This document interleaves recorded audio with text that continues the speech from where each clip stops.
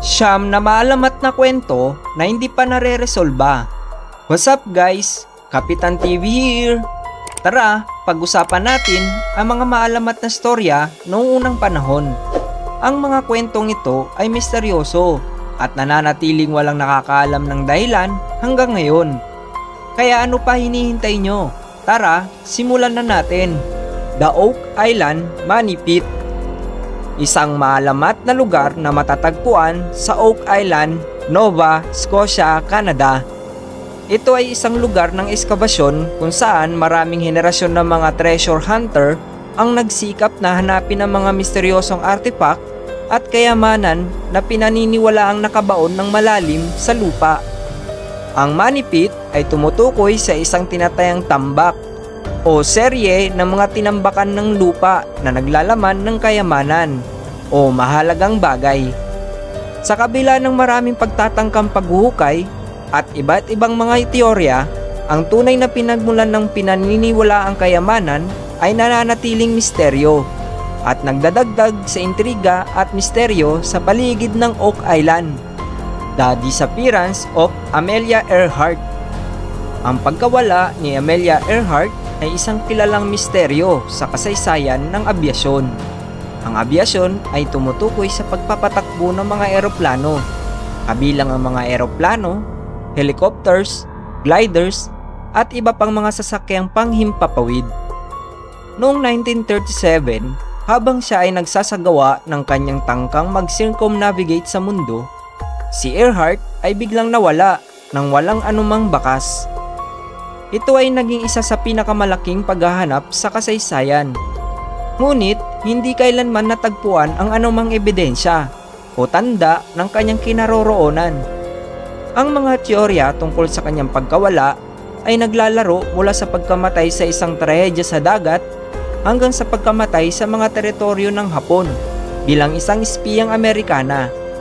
Gayunpaman, ang tunay na dahilan ng kanyang pagkawala ay nananatiling isang misteryo hanggang sa kasalukuyan. The Wow Signal. Ang Wow Signal ay isang espesyal na cosmic radio signal na natuklasan noong August 15, 1977 ng isang radio telescope sa Ohio State University ng astronomer na si Jerry R. Ehman. Tinatawag itong WOW dahil sa reaksyon ni Ehman sa nakitang datos, kung saan siya ay naglagay ng wow sa gilid ng printout. Ang wow signal ay isang napakalakas at hindi pangkaraniwang signal na tumagal ng 72 segundo at nagmula sa direksyon ng konstelasyon ng Sagittarius.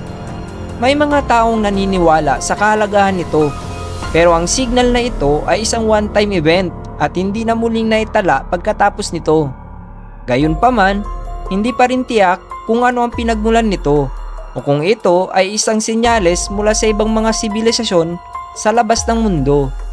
Ang wow signal ay nananatiling isang misteryo sa larangan ng astronomy at search for extraterrestrial intelligence at patuloy na nakakaintriga sa mga pag-aaral sa labas ng mundo at mga posibleng epekto nito sa paghahanap ng buhay sa ibang planeta. The Voynich Manuscript.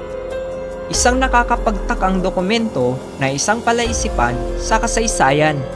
Natagpuan ito noong 1912 ni Wilfrid Voynich, isang rare book dealer sa isang library sa Italia.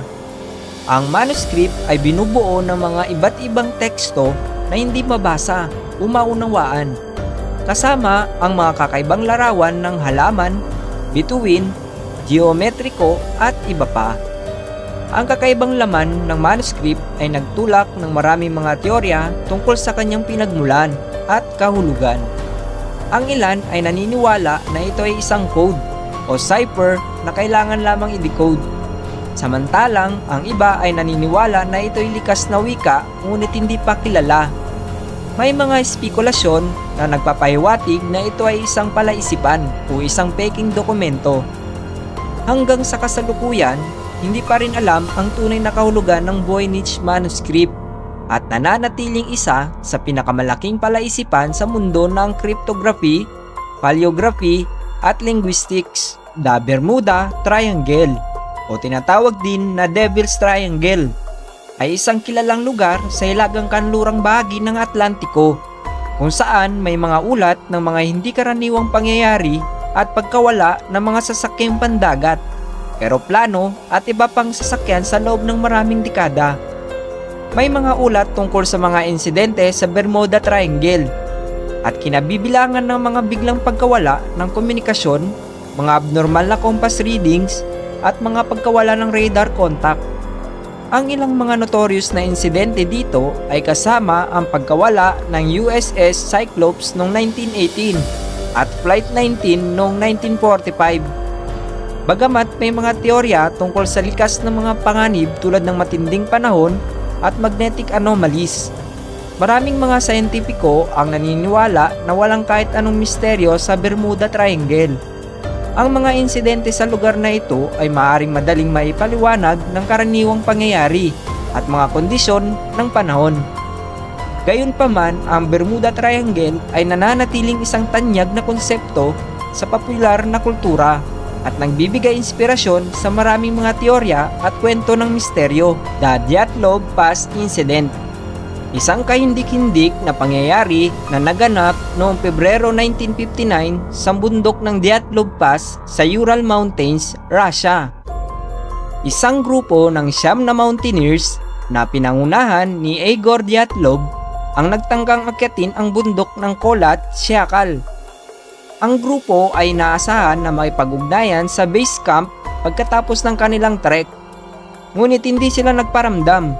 Sa pag-aalala, isang search and rescue team ang ipinadala upang hanapin sila. Sa kanilang paghahanap, natagpuan nila ang mga tent na abandona at hindi maayos na kondisyon, pati ang mga personal na gamit ng grupo. Nang masusing suriin ang lugar, natagpuan nila ang labi ng mga mountaineers. Ang ilan sa kanila ay natagpuan na walang saplot at may malubhang pinsala sa katawan. May mga sugat na parang iniwan ng hayop at iba pang mga hindi maipaliwanag na mga palatandaan ng panlalaban. Ang opisyal na investigasyon ay hindi nagbigay ng malinaw na paliwanag sa mga kaganapang naganap. Ang mga teorya ay naglalaro mula sa avalanche hanggang sa hypothermia at hanggang sa mga paranormal na kaganapan. Gayunpaman, ang eksaktong dahilan ng mga pagkamatay ng mga mountaineers ay nananatiling misteryo hanggang sa kasalukuyan, na nagbibigay daan sa maraming mga teorya at espekulasyon. The Roanoke Colony, isang kolonya ng mga Ingles na itinatag sa North America noong unang bahagi ng ika-17 siglo. Ang kolonya ay tinatag ng ilang mga pioneer na pinamumunuan ni Sir Walter Raleigh sa isla ng Roanoke, na matatagpuan sa kasalukuyang North Carolina. Noong 1587, isang pangalawang ekspedisyon ang ipinadala sa Roanoke Island upang magtayo ng permanenteng kolonya. Kasama sa ekspedisyon ang mga pamilya at mga bata, at ang kanilang pagdating ay nagdulot ng pag-asa sa pagtatagumpay ng kolonya. Gayunpaman, noong 1590, nang bumalik ang supply ship mula sa England, wala nang natagpuang sinuman sa kolonya. Ang tanging natagpuan ay ang salitang Croatoan na nakaukit sa isang poste at CRO na nakaukit sa isang puno. Hindi malinaw kung ano ang nangyari sa mga residente ng Roanoke Colony. Ang kaganapang ito ay kilala bilang The Lost Colony at nananatiling misteryo hanggang sa kasalukuyan. Maraming mga teorya ang inihain upang magbigay paliwanag sa kanilang pagkawala, kabilang ang pag-atake ng mga katutubo, kakulangan sa pagkain at pag-usbong ng mga epidemya. Gayunpaman, ang tunay na dahilan ng pagkawala ng Roanoke Colony ay nananatiling isang misteryo. The Loch Ness Monster, o tinatawag ding Nessie, ay isang alamat na pinaniniwalaang naninirahan sa Loch Ness sa Highlands ng Scotland. Ito ay tinatawag na isang malaking hayop na may mukhang tulad ng ahas o dinosaur. Ang mga ulat tungkol sa pag-exist ng Loch Ness Monster ay umusbong noong 1930s, at mula noon, maraming mga saksi ang nagsabing nakakita sila ng hindi pangkaraniwang nilalang na lumulutang sa tubig o umaahon mula sa ilalim ng lawa. Habang maraming mga teorya ang inihiyain upang ipaliwanag ang mga paglalarawan ng Nessie, wala pang tuwid na ebidensya na nagpapatunay sa kanyang pag-exist. Maraming mga teorya ang nagsasabing ang mga ulat ay maaaring nagmula sa mga maling pag-interpretasyon ng natural na mga pangyayari, mga malikhaing imahinasyon o mga posibleng pagkakamaling pagsuri sa kilos ng hayop. Sa kabila ng kakulangan ng konkretong ebidensya, ang alamat ng Loch Ness Monster ay nananatiling isang popular na usapin sa popular na kultura at turismo, na patuloy na nagbibigay inspirasyon sa mga kwento, pelikula at pananaliksik, The Mary Celeste. Ang Mary Celeste ay isang barkong pandagat na naging kilala dahil sa isang misteryosong pangyayari noong Disyembre 1872. Natagpuan ang barko na nasa kondisyong walang kahit anumang tao sa loob, maliban sa mga pagkaing hindi pa nagagalaw, sa mga pribadong isla ng Azores sa Atlantikong Karagatan. Ang mga buhay na hayop ay nananatiling ligtas at walang pinsala. Ang mga nag-imbestiga ay nagkaroon ng iba't ibang teorya upang ipaliwanag ang pagkawala ng mga crew, mula sa pirata hanggang sa hindi inaasahang bagyo. Gayunpaman, ang tunay na dahilan ng kanilang pagkawala ay nananatiling misteryo hanggang sa ngayon. Bagamat ang Mary Celeste ay hindi naging kilala bago ang insidente, ang kanyang pangalan ay naging kasama sa maraming mga teorya at mga kwento tungkol sa mga misteryosong pangyayari sa dagat. Ang insidente ng Mary Celeste ay patuloy na nagbibigay inspirasyon sa mga kwento ng misteryo at pagnanais na malaman ang tunay na katotohanan sa likod ng kahindik-hindik na pangyayari. Ang mga misteryong ito ay nagdulot ng pagkamangha sa imahinasyon ng mga tao sa buong mundo, na nagpainit ng walang sawang imbestigasyon, teorya at debate. Ngunit ang kanilang tunay na paliwanag ay nananatiling misteryo. Ito lamang ang iilang misteryo na hindi pa nare-resolba hanggang ngayon. Ikaw kaibigan, ano ang opinion mo sa mga misteryosong alamat na ito? Comment down below para malaman din namin ang sagot mo. Maraming salamat sa panonood. Para makapanood pa ng video kagaya nito, please like and subscribe.